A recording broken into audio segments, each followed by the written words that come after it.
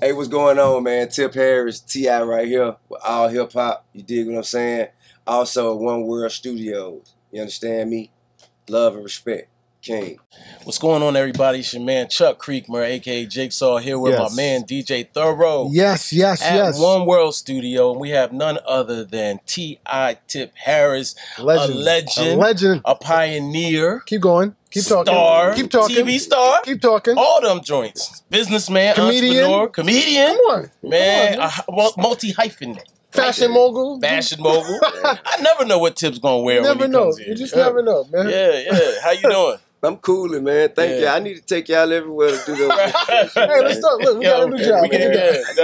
I need y'all to introduce me when I come on. Yeah, no, definitely. We can start with Yankee Stadium. Let's do it. Yeah, approaching up the steps on the porch. Right. None other than. That's a fact. I wonder how that'll go over. All right, so first of all, man, you know, we have the anniversary of trap music. 20 years. Yes. Of trap music. Yeah. Let's talk about it, because you're the one that coined the phrase that made, you know, this form into a genre. Right. Yeah. I mean, what was your thoughts behind when this first popped off? Well, I mean, to be honest with you, you know, going into making that album, it was really just we wanted to memorialize and commemorate the time we spent and the experiences we gained, the lessons we learned from our activity as teenagers.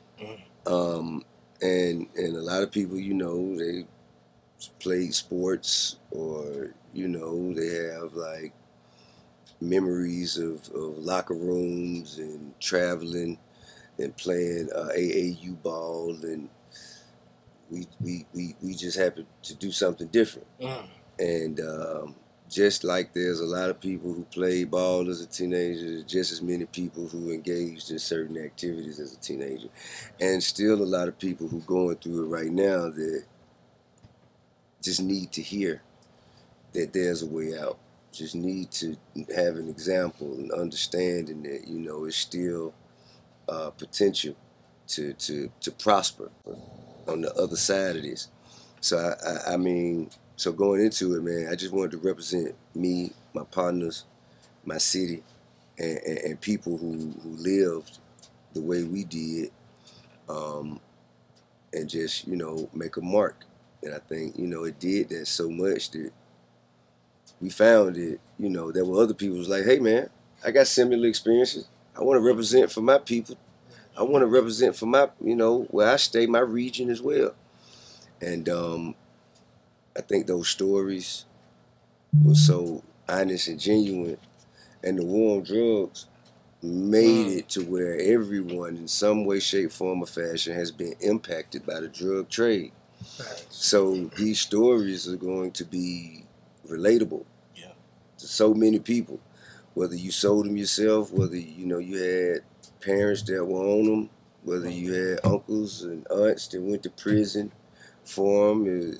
Some way, shape, form, or fashion, everybody in this country has been impacted by the drug trade. And as refugees of the war on drugs, we, you know, I think we have a right and an obligation to share these testimonies. And I think, you know, trap music was just kind of the catalyst. And after trap music, so many others have made phenomenal contributions, and just allowed it, or enabled it to evolve, you know, into, you know, such a worldwide phenomenon. Where did the term come from? Trap or trap music? The trap. The trap, I have no idea. I mean, it was just something that, it was just slang, for real. You know, sort of like, you know, just like other things, no cap. Like, you know, just, you know, you in the community, whether you're in school or, you know, moving around, and you just start hearing people say certain things, and it just becomes entered into the lexicon. And it was no, I mean, I think this was no different around late 80s, early 90s, you know what I mean? I think that people just started saying, yeah, man, over there in the trap, that place is a trap. You know, it's not. And I think it was kind of like a way to say, I believe the first time I heard it, it was kind of like a way to say, like, you know, a rundown, hole in the wall kind of, you know what I mean? That place is a trap, you know. But then it became synonymous with, you know, where felonious activity was in Jeezy's book, he says the trap is anywhere you're getting money. Is that fair? I think that it has evolved into that. Yeah. I think it has evolved into that, definitely. Wherever the drug dealer's office. Yeah, gotcha. You know what I'm saying? Yeah. Where they conduct their business and have they meetings. You know what I mean? It's their place of business. Right. It's interesting when we speak about the origins of words in hip hop, because we use a lot of words. Cap. A lot of people use we all use words, but we don't necessarily know where they come from. Even the word ice, how we refer to diamonds as ice, that comes from Raekwon and Ghostface. Okay. You know, so a lot of people don't know that. Bling bling. Right.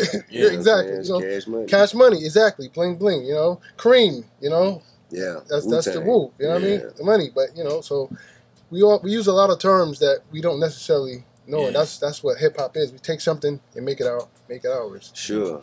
I think that, you know, the great thing about hip hop is, you know, and I just like think about it. So we all know that we were, well, some of us were taken from our homes and habitats in Africa, and where our ancestors were, at least, and you know, and we're forced to come over here and stripped of our cultures, our languages, our religions, our traditions. You know what I mean? And we became a people that lacked identity. Yeah. You know what I mean? And we lacked so much identity, it went to a place where, you know, a lot of us adopted the identities and the cultures of our captors. Yeah. And us not knowing a lot about our ancestry, us not knowing a lot about our historical background, us not knowing a lot about the traditions and the cultures of you know, the villages and the place where we truly come from. We created our own culture. We created our own language. We created, you know what I mean? And now, you know, once you push forward 50, 100 years from now, hip hop will become the culture that identifies and distinguishes our people. The people that were without culture and without traditions and without their own language, you know what I'm saying? I think, and that's the beauty of it, you know? It gave so many people an identity and a way out. Do you feel like a pioneer? Like, we talk about pioneers, like it's Hip Hop 50 pioneers in hip hop, but I think there's different types of pioneers, right? Not just the people that started hip hop, but then there's people that, like, I use AllHipHop as an example. Like, in the digital space, right? You know, we kind of jumped it off. Right. But in this trap music subgenre of hip hop, you started that. Do you feel like a pioneer? I mean, I feel like it's a bit pretentious and self-gratuitous to just start tossing around titles, you know what I'm saying? Like, I feel like, bro, I was in the right place at the right time with the right idea that was executed and presented properly to the people. And it was agreed upon and replicated. Okay. And there was so much success in the initial execution and so much success in the the spin-offs that they all collectively became so impactful and important that they spoke for people. who did not have a voice or a platform to speak for themselves. I mean, just think about it, man. Like when trap music first came out. Okay, so the way trap music was made, the concept came from when my first album was dropped, I'm Serious, in 2001. I went into creating it. That was my first time really being in a studio, having a budget to work on projects, and you know, and I made a deal with myself that if I ever got a chance to really do what I love for a living, if I ever got a chance to really make it and be a performer or a rapper, that I would completely walk away from the trap. You know what I mean? I wouldn't balance it. I wouldn't mix. You know, I didn't want to tarnish or taint the blessing. You know what I mean? So when I'm working on my first album, my sole intention was to make sure that people who publicize hip hop and people in other regions knew that we could rock with the best of, you know, and I had many different beats, and it was almost like a kid in the candy store. So I was in there like, hey, let's see what kind of song we can make today. Yeah. You know, I got all kinds of stuff, like all kinds of, like, I think there was a calypso kind of track that I don't know what made me. It was dope. Yeah. I think it's called Hands Up on my first album, but it's like, in the grand scheme of things, like, okay, how does this all cohesively blend together? Yeah. So it's like, okay, you got a lot of dope executions of creative songs and whatnot, but it didn't reach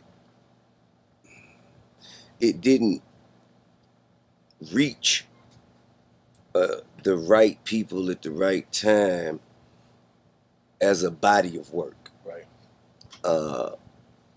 But I took the data from that. I knew that, for one, everybody who heard it liked it. It just wasn't enough people getting a chance to hear it.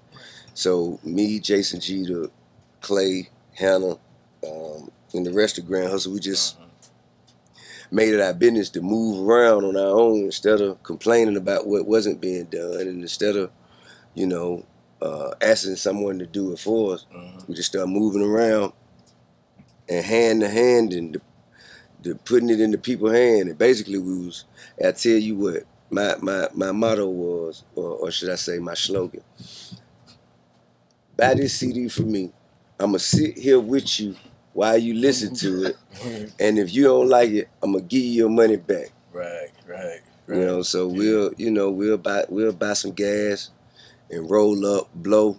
And by the time we were maybe 2 blunts in, they were like, "Oh yeah, you hard."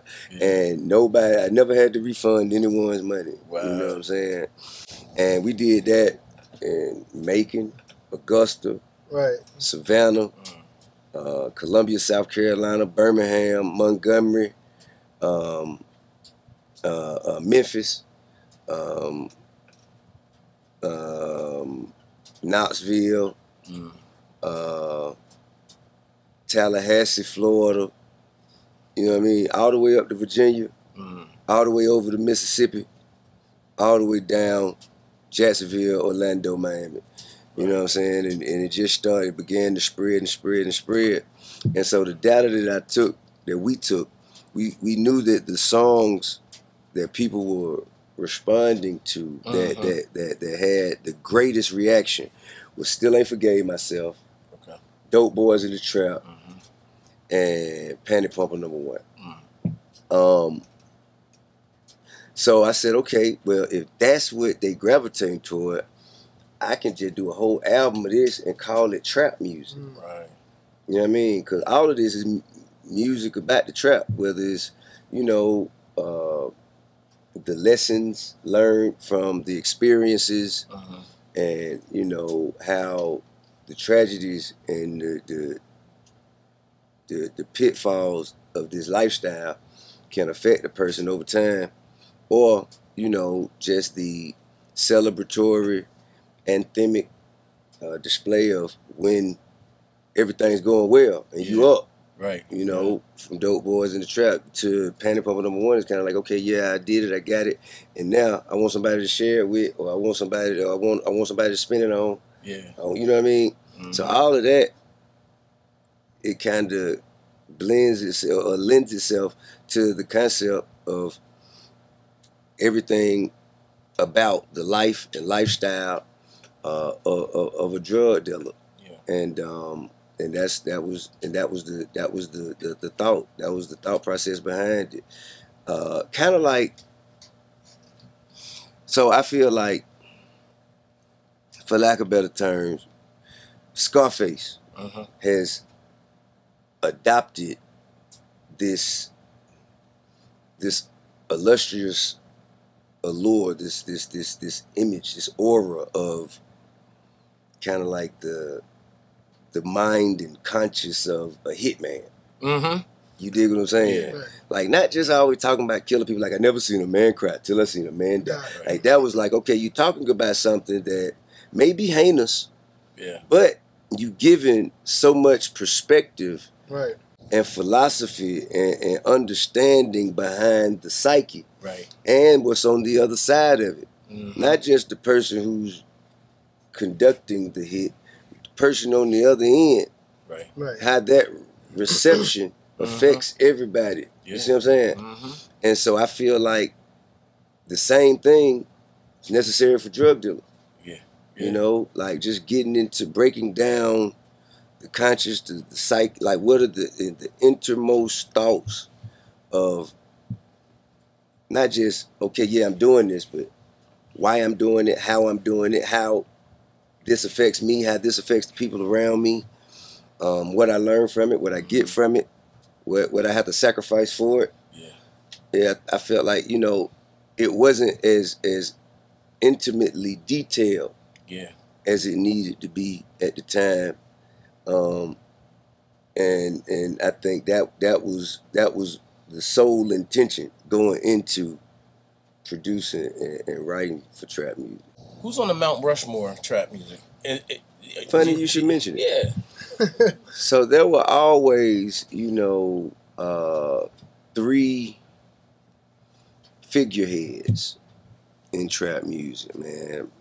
Myself, Jeezy, and Grouchy. And that was always like unanimous, and nobody could even, you know, question or you can't add or remove anybody from that. Right. And over time, you know, it's been conversations like who else should be allotted as because I think Mount Rushmore is 5 figureheads. 4. It's 4? Yeah, 4. Okay. Mount Rushmore has 4, but we'll allow for 5. Well, no, what I'm saying, but Mount Rushmore is 4. But right now, we had the 3, and it was, you know, and us having the opportunity to also collect more data and conversation and input from the people who are the most passionate about the culture of trap music. It's like, yo, who should be the 4th figurehead? And so we did a poll, and we selected a number of potential additions, and we finally came to the conclusion from the people that the 4th figurehead is Future. Future. Yeah. Wow. Yeah. I didn't expect you to say that. Well, that's what the people spoke. Why Future? I don't disagree, though. Okay, why Future then? I mean, well, for one, you got to have consistency. You have to have a certain level of substantial success. You have to have a certain air of authenticity. And you have to be creatively unique yourself. Yourself, and no one can, not a version of something, not something that someone could replicate or you know, could carbon copy or replace you. Right. And I think, you know, you just got to be substantial. And I mean, I think there are a lot of other people who are phenomenal arguments. Yeah, I was gonna say honorable mentions. Who was besides? Who's honorable mention? Who was the honorable? Yo Gotti. Yo Gotti. Okay. Yeah. Okay. Yo Gotti. What about Ross? Boosie. Yo Gotti. Boosie. Thug. Okay. Okay. And yeah, Ross as well, I believe. Right. Yeah. Okay.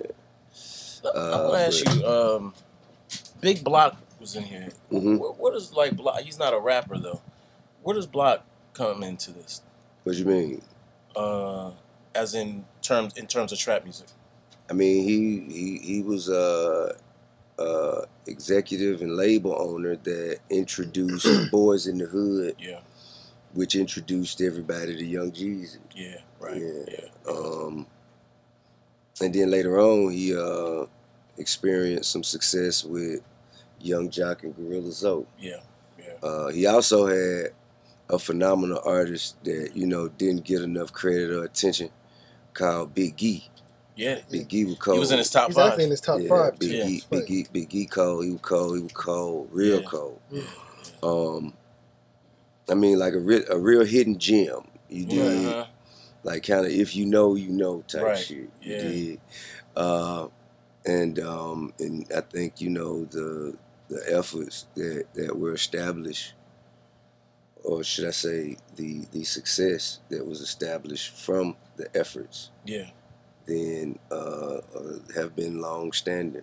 Jeezy just dropped a book, Adversity for Sale. Dope. And it's a good book. Dope. He mentions how you basically changed his life. Yeah. With something you mentioned earlier, where you said you can't do both. You can't be in the trap and in the music game. And he really gave you a lot of credit in the book and in the interview we did. Man, I appreciate that. Can you talk about that? Like just do you remember that conversation? Yeah. Yeah. Yeah. How was that? I mean, and how's y'all's relationship?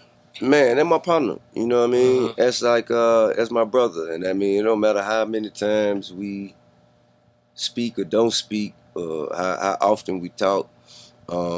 We have a brotherhood fellowship that I feel like is a long lasting bond. And of course, I'm proud of all the success, and what he's been able to do is extremely impressive. And how he's evolved and transitioned, and taken on the image of a businessman now, and he's exhibited so much poise in certain areas that could have gone either way. Right.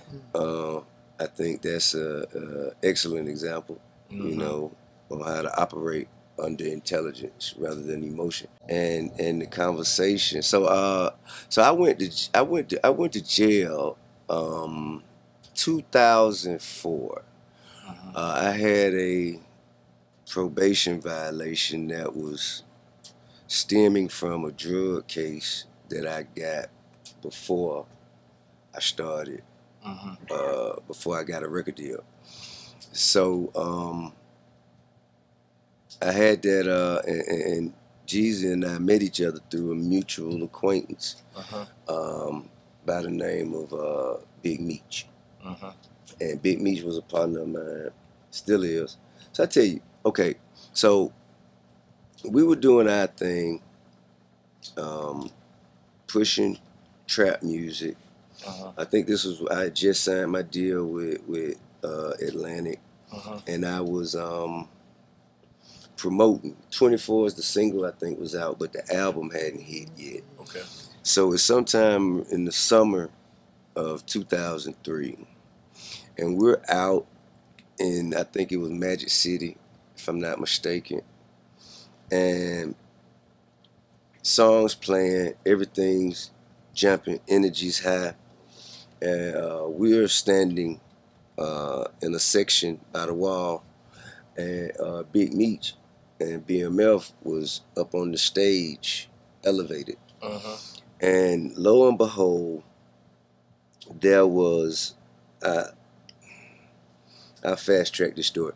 There was an incident that led to a brawl between us and security in Magic City.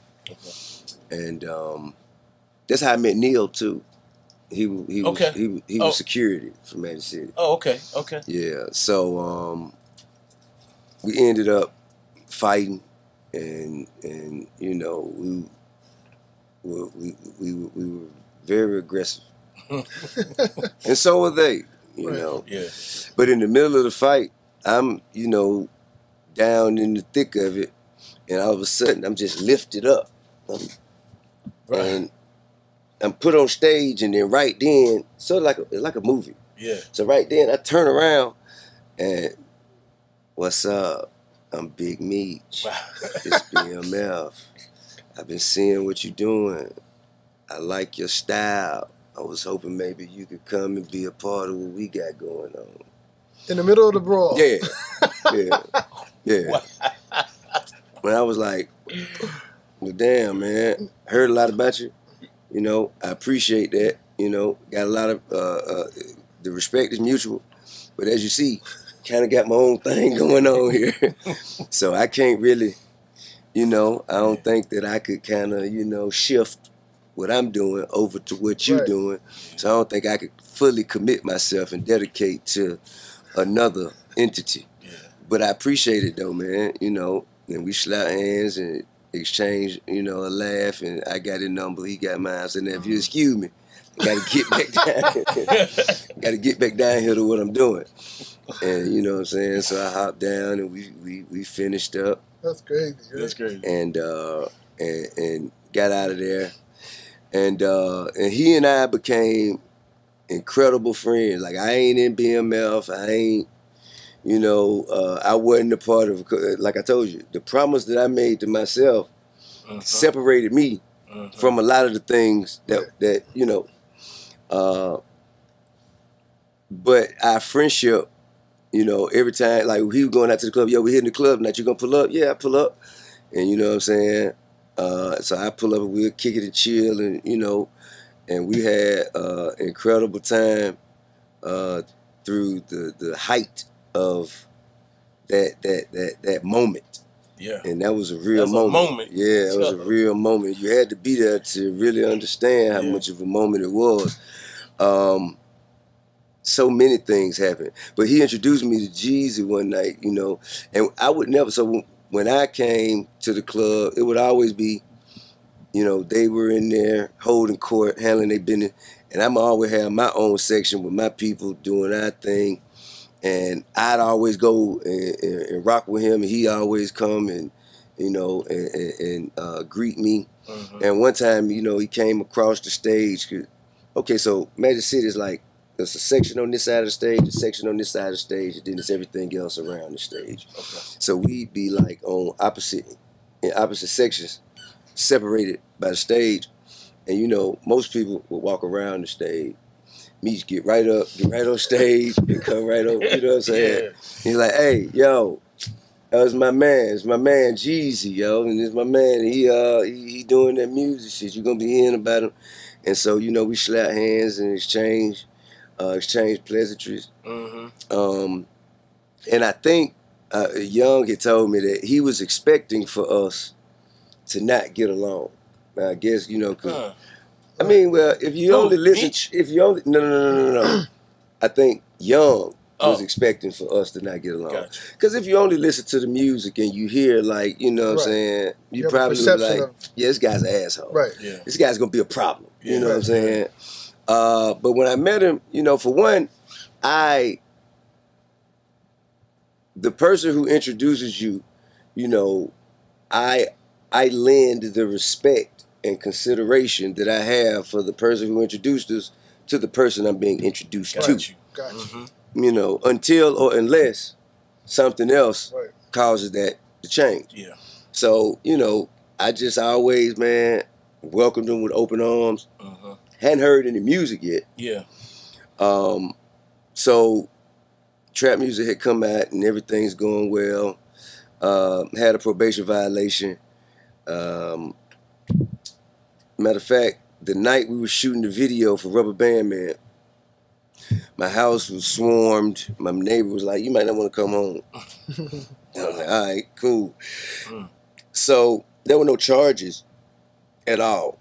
But they were still like, you know, we want you for questioning about this, that, and the other. And of course, there was a weapon found in the house. I was not there at the house, but the weapon was in the house. And they're asking questions about, what do you know about this person, that person? Talking about Meech. Do you know a big Meech? What is BMF? I don't know nobody, bro. I don't know nobody. I don't know what you're talking about. I'm an artist. I make music. If you look long enough, you'll see that. And I say, well, does your probation officer know that you keep weapons in your house? I say, man, do what you got to do then. Right. So, of course, that led to a probation violation. And simultaneously, Meech was, he was locked up facing or fighting a double homicide, unfortunate double homicide, which later, right around the time where I was finishing serving my time for that probation violation, which was about 10 months, I think, he was wrapping up. You know, he was, I guess, being freed and cleared of the charges for the double homicide. Yeah.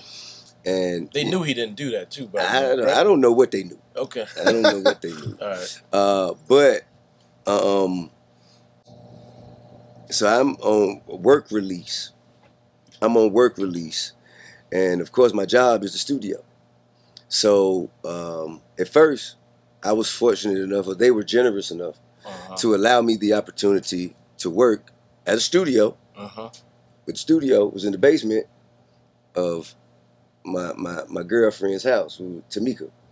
So her house had a studio, and they allowed me to leave from jail, travel to her house to record in her studio in her basement.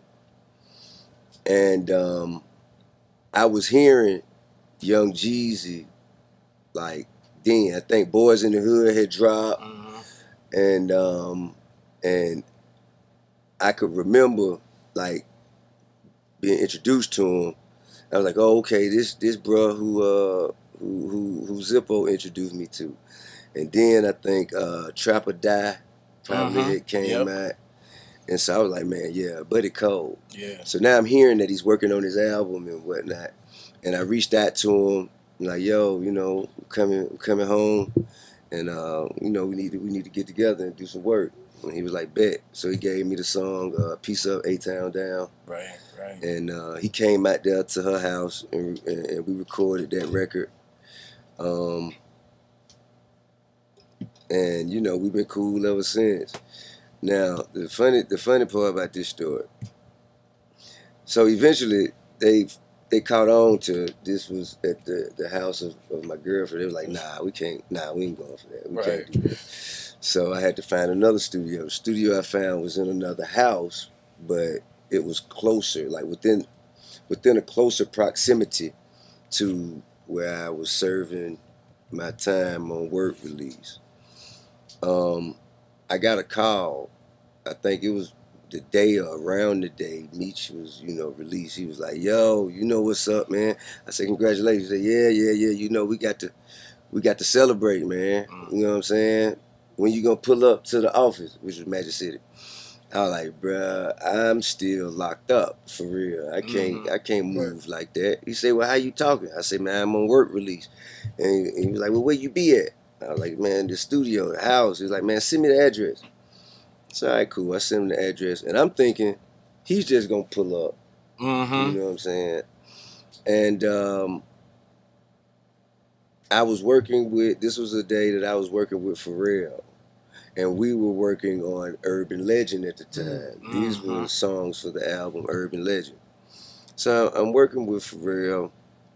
And Pharrell comes, he has a big tour bus and a studio on the tour bus, but I also have a studio in the house that, you know, we're inside, I'm writing to and whatnot.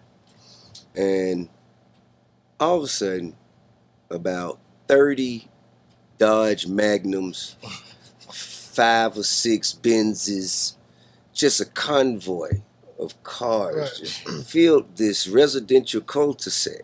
Right. And it were people that I recognized, you know what I'm saying, from the family. And there were also girls with stripper bags. It was like 12 girls with stripper bags, about 25 guys. Yeah. And they all came in, they knocked on the, hey, bro, what's up, man? And they handed me the phone. It's like, yeah, so you couldn't come to Magic City. I brought it to you. And, hey, man, Pharrell's like, who the fuck are these people? That sounds just like Pharrell. Oh, my God. And I was like, man, it's a buddy of mine. I guess this is this is a kind gesture. This is you crazy. know. And I was just, and of course, a good time was had. Right. Obviously. Right. A good time. That wasn't a had. violation? Well, it wasn't found out. Okay. Because, you know, the job, you know, they have periodic times where they stop in and check. Yeah. And they had checked on me that day, man. Goodness, I was hit. I was hit, man. I had no.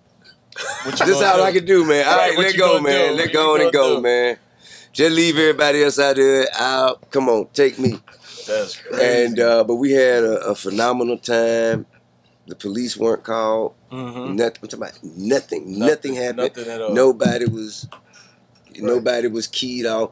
But the time that was had, I can imagine. the song that we recorded that day was "She's a Freak," though. Oh, okay. Okay. That day. That was the energy behind it. And so Jeezy was in that convoy. I don't know if Young actually came that time. I don't know. He could have been, but I don't recall. I don't think so, because I'd imagine we would have done something together if he did. Yeah. However, times like that, you know, it led to, you know, me just, I guess, having a kinship, friendship with Big Meech and with Young. Mm-hmm. And I believe the conversation that we were talking about before I loquaciously led us down a different rabbit hole. But the convo was when I was in Patchwork and Young was recording for his first album. Right. And I just, how can I say that? There were people that I recognized and things that I identified with that indicated that shit was happening or going on in such a way that could interfere with the success of his career. And, you know, I just say, hey, man, let me holler at you right quick. So, I walked in, you know, it's like people in every room. I'm like, all right, man, hey, come on. So we went in the bathroom. I was like, bro, you know you got a real shot at this shit, right? Yeah. Glad you brought that up. And he was like, yeah, I'm going to take it. I'm going. I was like, yeah, but, man, you can't do it all now. You know what I mean? Mm-hmm. You got to figure out which one you're going to do. Because if you do one thing well, it's going to bring a lot of attention. Right. And that attention is completely in conflict with the other thing. Yeah. You can't take attention and add it to this thing and expect good results. Right. You got, one is going to get in the way of the other. Yeah. You know, my strong, and then he say, first thing he looked at me, say, don't you do both? I say, no. Right. I do not. Yeah. You know, I speak about it because it's my experiences and become my testimony. Mm-hmm. And I am obligated and I have the freedom to give that testimony, share that testimony for the people. And it's authentic because I know, I'm aware of it, but I don't engage because the jealousy that comes from the success of your music career is going to lead to things going awry in this other, that other thing. Yeah. And he was like, all right, I'm going to think about that. Yeah. And you know what I'm saying? He didn't say, okay, got it. I'm going to do it like that. You know, he was just like, all right, homie, I give that some thought. And the face was like, fuck out of here. You know what I'm saying? Right. You know, but shortly thereafter, indictments started flying, and people just started getting picked up, and then I think shortly thereafter, I seen bro, and he say, "Hey, thanks for the advice." Yeah, you know, that's crazy. funny. And he said, but he said it just like that in the book. Yeah, I was gonna say that. He really has your best interest at heart, because outside of the music, he said you'll have private conversations, or obviously between you two, right, about how you had to talk him out of doing stuff that could land him. Yeah.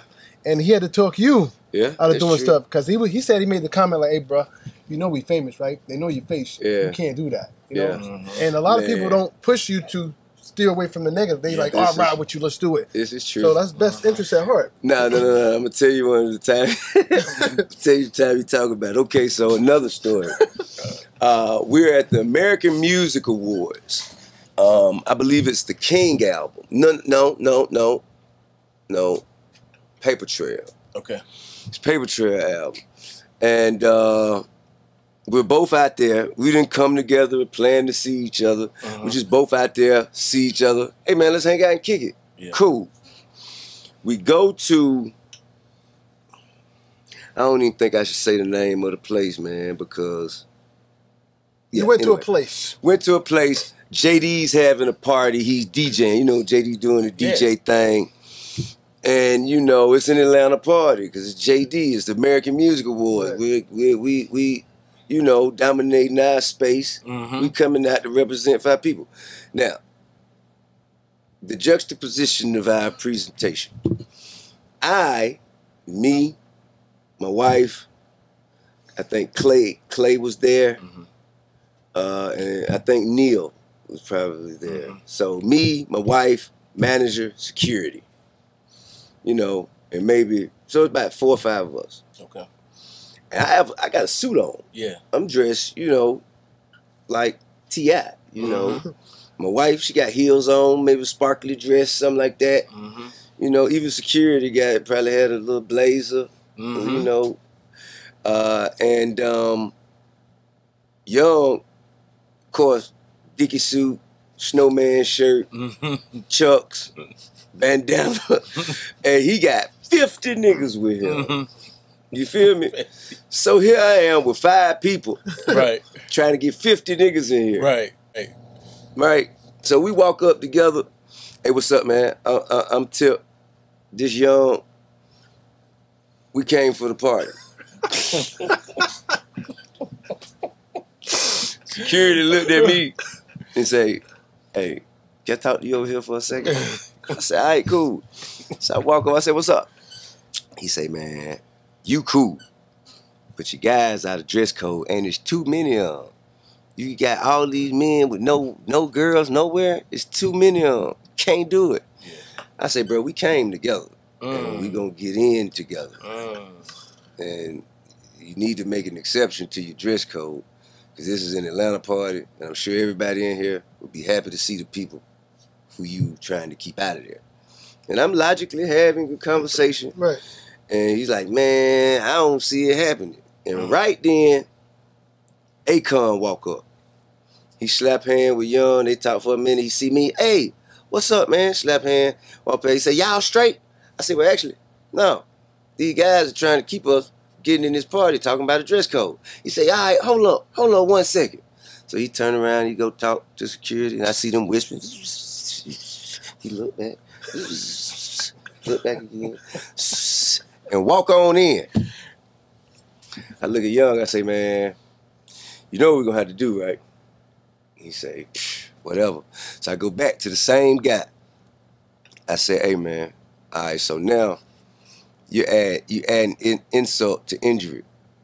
And now we feel like you are intentionally playing in our face and disrespecting us. So I'm gonna tell you what we're gonna do. Either you gonna let us in, or we finna see what one of y'all can fight." Wow. And he like, he was looking like shocked. I say, "So all right, who first?" And he just took off.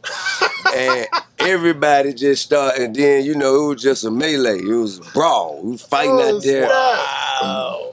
With the suit on. Yeah, with the suit. Expect that. And we just fighting and goddamn, some kind of way, in all of the excitement, we never noticed that Las Vegas police pulled up too. Had no idea. We still fighting. And police got in the brawl too. And so now we fighting the police. And then I heard pop, and I seen Young. I said, damn, they done shot Jeezy. But then I see, like, through his fingers, it's blue. Like, how the fuck that happened? And I realized then it was a mace gun. It was a mace pellet. Okay. And so he blind. He out of it. He like, ah. So me, my old lady, Carrie Young, like basically be in his eyes because he can't really see. Yeah. Take him down until we going through slot machines. You know what I'm saying? Trying to find someone. So we finally get him to a sink. Right. Let him wash his face off. I'm like, all right, man, you good? He said, man, yeah, I think I'm straight. I said, you can see? He said, yeah. I said, good, I got to go. I'm on probation. I'm out of here. So me and my old lady, we left, and we were banned from that establishment. You know what I'm saying? Needless to say, right? Yeah, just recently, man, we both have been accepted back in. Okay, that's good. As you should. As you should. As you should. At least they knew the right color of Meech. That was a good one. Right, use that. That was a good one, right? That was a good one. We got to do story time with T.I. More. Right? He took me there. I was there. I thought he hit me just now when he went. Right. Definitely. Yeah. All right. So one, Thoro has had this burning. Yeah, this is I call this flower time because that's what the end result of this. It's flower time. Okay. And I say that to say this. I want you to follow me because I want to put this in perspective. Mm-hmm. New York City is the home of hip hop, Mm-hmm. right? You're here for a 50th anniversary to celebrate that, right? Mm-hmm. So since I've been on this earth, or anybody for that matter, since hip hop started, there's only been one hip hop concert in Yankee Stadium. One. Which one? That was Jay, right? Jay-Z and Eminem. Yeah. All right. So the biggest stages in New York to play is Yankee Stadium, Met Stadium, Madison Square Garden, and now Barclays Center. Okay. Right. Yankee Stadium being the tier, top tier. It's only been one concert in our lifetime since hip hop existed. Wait a minute, man. Hip-hop. I know, but Summer Jam. Oh, no, that was the Giants. That's the Giants Stadium. Got it. New York City. New York That's City. Jersey. That's Jersey. Got it. You don't remember this, right? But me and you did an interview on This Is 50, and we were speaking how anybody from the South knows that did music. I call it a civil rights movement. There was a civil rights movement with the South. You know where I'm going. There you go. No, it was literally people don't. When you put it in perspective, it was a civil rights movement. Right. People from the South wanted the respect and the opportunities that were given to artists outside of New York. Well, not given. Well, not given, but afforded to. I forgot. What I'm saying? Earned. They wanted to earn the respect, and the things that were afforded that they wasn't getting simply because they wasn't from New York. Right. And to me, this is full circle. Do you feel now?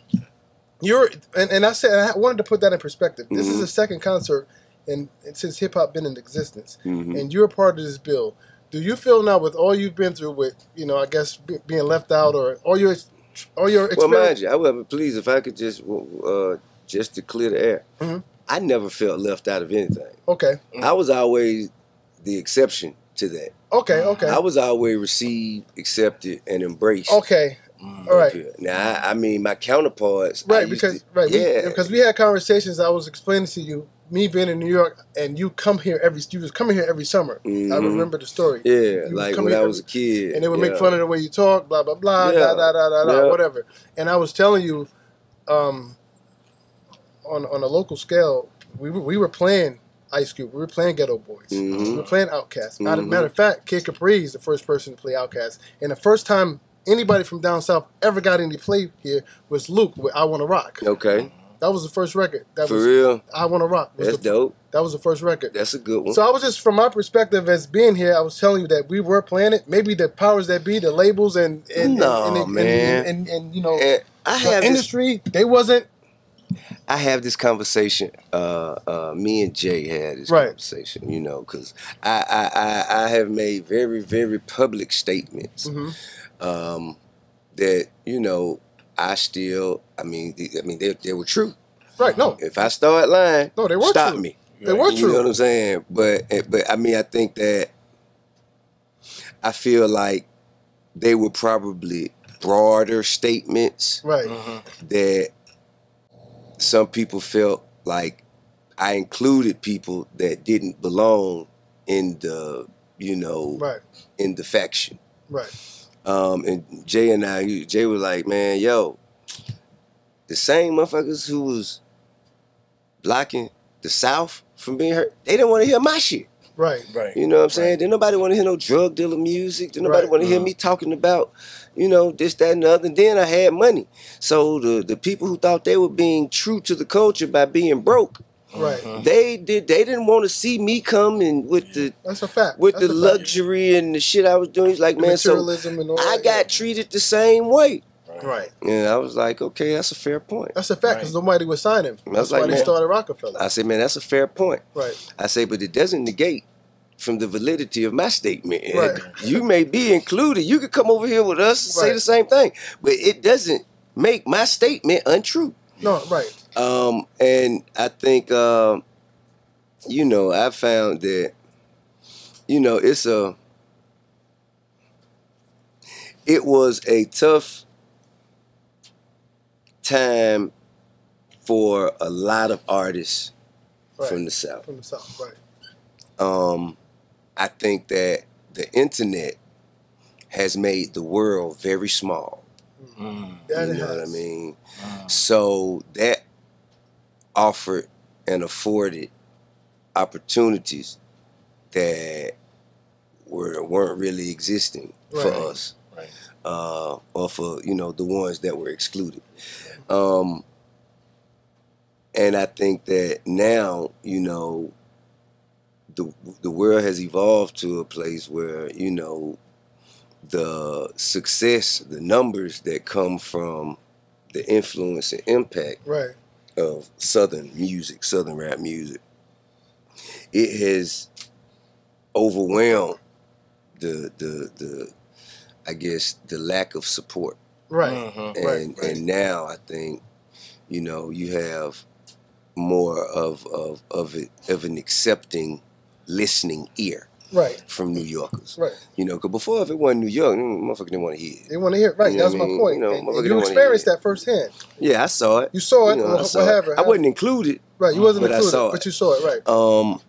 Yeah, man, you know, I have friends, man, that I used to play with, you know, up, you know, PS 84. Right. You know what I'm saying? I had, you know, Puerto Rican, Dominican partners that used to play manhunt and hot peas and butter, stoop ball, all that kind of shit. And it was always the same. So I'd come up every year. And the guys, it was a group of guys, like a core group of guys that, you know, I always remember them. They remember me. So whenever I go see my pops that summer, I come back. Hey man, I'm back. You know, but it was always a couple new guys that wasn't here last summer. And you know, it was always them. You know what I'm saying? The new cats. You know what I'm saying? It's like, yo, who this fucking farmer, yo? You know what I'm saying? It just have to. I'm like, man, the disrespect, I can't take it. Can't take it. So we would get into, you know, as kids we'll do, you know, we'll have to settle it with the hand. With the hands, right. And I think that's how I earned the respect of the people, because I was very small. You know what I mean? So being someone very small and still, you know, willing to go with your hands is something that earned my respect from people. Not that I always won. You know what I'm saying? But the fact that it's gonna be a fight. Right, it's gonna be a fight. It's gonna be a fight. You got to bring some ass to get some. You know what I mean? And later on, I would see the same people, and they would be like, "Yo, you were right, yo. They dope. You know what I'm saying? Right. Like Outkast. Outkast is dope. Always been dope. So Outkast and Goody Mob. Outkast and Goody Mob. Those were that summer. I think that was probably, the Wu-Tang summer. Right. If I ain't mistaken. 394? Yeah. So that's like the Wu-Tang summer that I came in. So that was all that was going on. And I was like, yeah, but listen to this. I want to hear that all that country shit. What were we playing? Man, Southern Player Listed. Okay, Soul Food. Right. Yeah. But see, that's isolated people. Like, it is. I mean, that's an isolated situation. It's the community. Right. It's a community. You know what I'm saying? Just because you like But listen, I go back deeper than that, and he knows who these people are. MC Shy D. Okay. I'm in New York City listening. I know MC Shy D. Listening to MC Shy D, and they're like, what's I just this? seen Shy D. You see what I'm You're saying? a real exception. Now I'm gonna give you the juxtaposition to that experience. In Atlanta, I would take DJ Clue and Run G mixtapes. Right. Take it back to Atlanta. Right. And I played Biggie for the first time on that remix, the Flavor in Your Ear remix. Right. And I think Party and Bullshit was on there if I ain't mistaken. And so I play that for my partner. Man, nobody want to hear all that shit, man. You know what I mean? And you know, and I had to fight there too. You know what I'm saying? Right. So I was, I guess, trafficking culture across state lines. I was doing the same shit. Me too. But Virginia though. I was on the side of hip hop. Right. I wasn't necessarily fighting for the South or fighting for New York. Right. I was fighting for hip hop. You know what I'm saying? Yeah. To be received diversely as it is intended. Right. It ain't just to shut it off at at this place or for that person. It's for you know what I'm saying, for it to be received in totality. And I think that's what my argument is always. And that's a dope title, man. Trafficking culture. That's dope. That's my new podcast. Trafficking culture.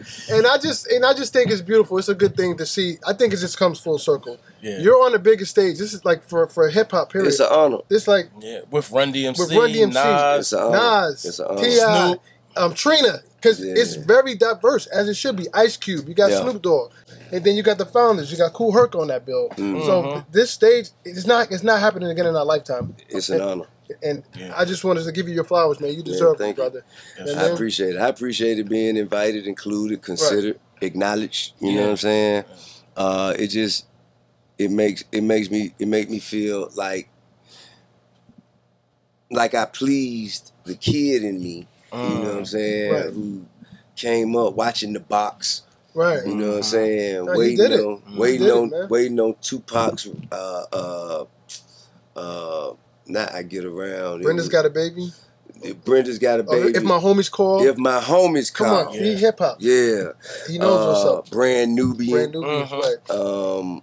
Large Professor. Main Source. Wow. Yeah, Main Source. Yeah, all of that stuff, even down to, I'm talking about when Shaq was with the Foo Schnickers. I watched DOS Effects, all that, man. I watched all that shit. I went and bought everything. Right. That's what's up. Same here. I went and got everything, whether I liked it or not. Right. You know what I'm saying? And I feel like as an enthusiast to now go from such a huge fan of the culture to now being invited into it or received into it. Right. And to be honored alongside the same people that I was, growing up admiring, you know what I'm saying? That's an honor and a privilege. Right. Yeah, that's what's up. Let's talk about, the strike a little bit, if we can. You cool with that? The strike. I don't know nothing about it. Well, you're an actor. You're an actor. Has it impacted you? Or should I say, how has it impacted you? Nah, man. I mean, but first of all, I will say I support the actors and I support the creatives. I support the plight. I think that you got to stand up and treat people how to treat you. Or show people how to treat you, excuse me. And I think you got to do that with it got to be some level of sacrifice. You got to be willing to sacrifice something to gain anything. Yeah. And I think, people should be they should be adequately compensated for the contributions that they make to the art. Mm-hmm. And if the art, if it pushes an industry to phenomenal, illustrious success, then the people that create said art should have just as significant of a profit in it as the people who distribute this art. Yeah. And I mean, I think, you know, it's a worthy cause. I think they're just in the requests or demands. I mean, I ain't lost no work, if that was you saying. But well, you know what? I wrote and directed my first film. Okay. It's called Departments. It's a comedy. And I had plans for it to release on certain platforms that I can't necessarily move forward or engage in that now. Right. Because of this, and in my support of this, you know, I kind of have to rethink the strategy of how I plan to release that film. Right. And I think, you know what I'm saying, but it's a perfect opportunity to, you know, just open our minds on different ways to present independent content. Gotcha. You know. Yeah. But as an actor, you know what I'm saying, I ain't really, man, I hadn't really went and read or went and did. I don't want no job, man. Yeah, you know what I'm saying? Like, I don't want no job. I don't want nobody to be able to tell me, nah, we don't want you. You know what? You're fired. Right. You know, man, I just, I don't have to. I'm still mad at Marvel, by the way. You don't have to comment on it, but I am. You know what I mean? I don't even take no personal offense to it. I don't have no emotional attachment to it because, for one, I think in that particular film, none of the entourage, none of us returned. Like, if I was the only one, right? Yeah, if I was the only one that wasn't a part of it, I might have felt snubbed. But the fact that, you know, they just totally went with a whole nother narrative with new characters and everything. So I feel like that was a decision outside of anything I had to do with. Gotcha. But, you know, who knows, bro? You know what I'm saying? After all of these matters are resolved, you could push forward and probably still have an opportunity to represent everyone alongside one another again. Who knows? Okay. What about the AI situation? You know, AI is taking over, taking jobs, but it's also a good side too. Like, people are talking about being able to be more creative. You know, what do you think about it? I mean, you have a musical side and you know, maybe this Hollywood situation too, which is kind of on the menu too. What, in general, what's your thoughts?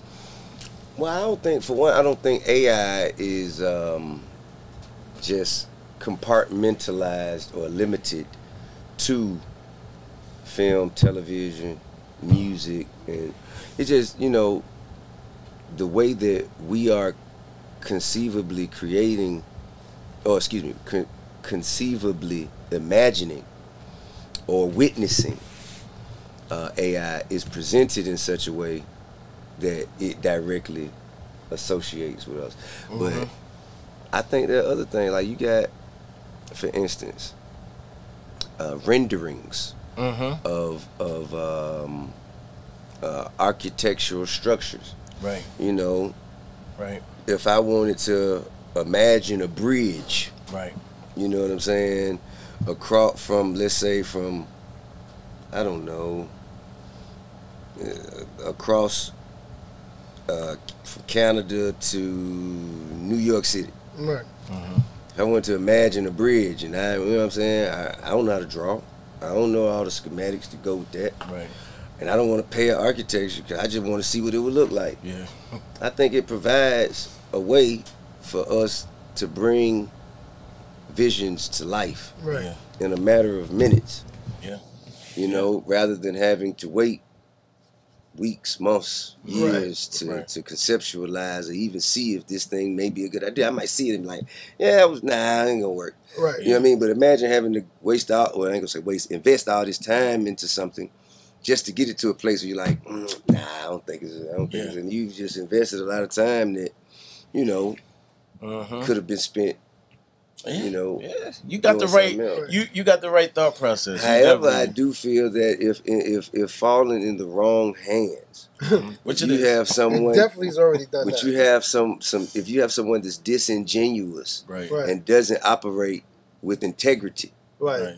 You know what I'm saying, and is looking to find a way to get something for nothing, then it will be some malpractice. Right. You know? Would you use AI to, say, assist you with your writing? No. No? Because my man Wonder put me onto it, and he was like, write a song about Harlem. And it literally broke down every street, every corner. People. I might use it if I say, hey, man, give me all the streets and landmarks in Harlem. And then I'm gonna do my own art. I'm gonna take that and implement it myself into something. I would use it the way you would an encyclopedia. Okay, got you. You know what I'm saying? I would use it like that. I wouldn't say write me a song. Right. I would say give me a list of the top 10 destinations. And then you would take those destinations and write it. I got you. So there is some assistance there, but not completely. Right. It's a tool like any other. It's a tool. Exactly. It's a tool, I got you. You know. Okay. You can stab somebody with a pen. You're right. That doesn't make the pen less useful. Right. You know what I'm saying? Yeah. I think. Yeah. Okay. Anything else you got going on? What? Wait. Boosie. We had Boosie here. He mentioned y'all may be doing something, reality show with Sons, maybe. We have some stuff. Okay. Is it? I mean, man. We do. We got something in the can. Okay. We have not yet decided how, if, or when we're going to present that to the world. Right. But we do have some that we independently produced. Okay. And is King, Tootie, Boosie, and myself. And it's, I mean, I definitely feel like it'll be, you know, phenomenal television. Just to see black men raising that imagery is beautiful. We need that. You know, it's needed. And real talk. There's a lot of real talk on there. Right. And I feel like there's enough common knowledge about so much that has gone on between him, myself, our sons, what they going through, what we've gone through collectively and independently. I think it's a lot. It's a lot to unpack that I think would definitely make for great television. Okay. Right. Can't wait, man. Can't wait. Before he goes. Okay. You're obviously a fan of hip hop. You know I like to keep it hip hop. Who are you looking forward to seeing perform on that same stage that you're performing on, if anybody at all? Rakim. Okay. And I ain't even looked at the bill. I don't know who owned it. DMC. Run DMC. Yeah, that's the final performance for Run DMC. I think that'll be dope. They headlining. That's fine. As they should. Slick Rick. Right. I just would love to see if Jay pull up. Maybe you bring him out. Nah. Bring him out. Bring him out. I mean, you know, I just somebody got to bring him out. And then they do the remix on stage right there. I'm a spectator. I would just love to observe to see whether or not it happens. Yeah. Right. You know what I'm saying? I'm not, you know, because Jay's always too busy to do anything. Yeah. Right. You know what I'm saying? So if it happens, I just want to be there to say I was, you know, I was there to see it. Well, if it's gonna happen, it will be there. Yeah, right. Wu-Tang. Wu-Tang. I'd love to see that. Yeah. Okay. Yeah, man. I think I think it's gonna be an illustrious event, man. Right. Yeah. All right, now listen, Father Time. Domani's got a new song, blowing up. Talk about the song, Sleep It Off. It's his biggest record yet. Yeah. He got like 3 million plus on Pandora alone. 3 million plus streams on Pandora alone. The song is really is reacting. Yeah. He went from like 100,000 monthly users to over 1 million. Right. On Pandora in a month, or less than a month. Mm-hmm. So I'm extremely Your proud. family's like the. I'm sorry. Go ahead. Finish. No, I'm just extremely proud and excited to see, you know, how he takes this moment and evolves it into his next moment. Yeah, King is doing his thing too. King has a he's doing he calls it a festival. Okay, another one. He calls it a festival. He is for his birthday, and also in conjunction with the celebration for the 20th anniversary of Trap Music. He just basically said he was gonna commandeer the celebration. Okay. He said because it was around my birthday, so I don't want to compete with you, so I'm gonna do this for you. Right. I guess that was his pitch. Okay, so what's the festival gonna consist of?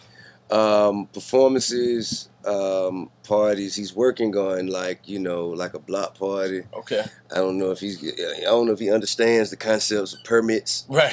Oh God, please. Insurance and stuff like that. Yeah. So I'm trying to implement, the infrastructure that will allow him to bring his visions to life. But I think his heart's in the right place, and I think that if he offers as much attention to